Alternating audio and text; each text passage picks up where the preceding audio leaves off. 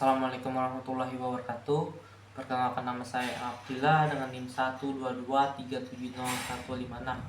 Pada kali ini saya akan membahas tentang mata kuliah pengantar estimasi sumber daya, yang mana ini pada metode maksud saya materi minggu keempat gitu. Nah, untuk minggu keempat sendiri itu, kalau misalkan di minggu ketiga tadi kita membahas tentang metode regulasi atau segitiga, nah ini akan membahas tentang metode poligon. Ini juga berkaitan tentang pemboran ya. Untuk metode poligon ini dilakukan dengan data yang sentral yang mewakili suatu area tertentu.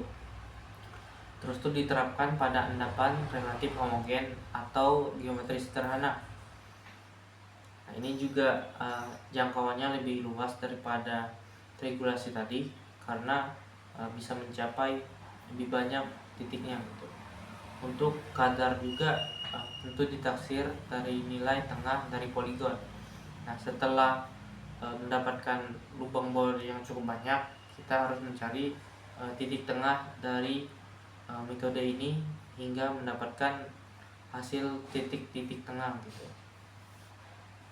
Nah, untuk kontraksi kontraksi poligon ini juga belum memperhitungkan tata letak ruang. Nah itu ya, untuk ini jadi belum memperhitungkan untuk tata letak ruangnya. Juga tidak ada batasan yang sejauh pasti untuk mengaruhi distribusi ruang. Tidak ada batasan untuk melakukan metode ini gitu.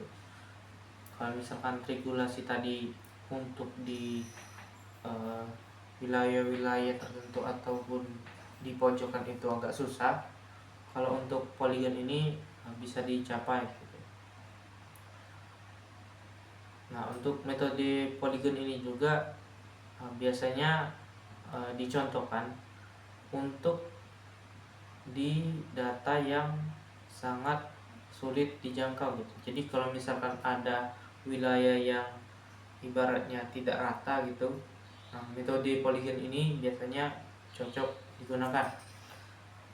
Nah, untuk juga waktu itu ada pertanyaan dari teman-teman di kelas, kira-kira lebih akurat mana sih Pak, metode regulasi atau poligon ini? Nah, ini Pak RF telah menjawab. Untuk dari metode kedua ini sebenarnya sama-sama bisa digunakan, tetapi untuk yang mode poligon ini akan lebih banyak titik yang didapat gitu, tapi tidak ada akurasinya akan sama-sama bagus gitu.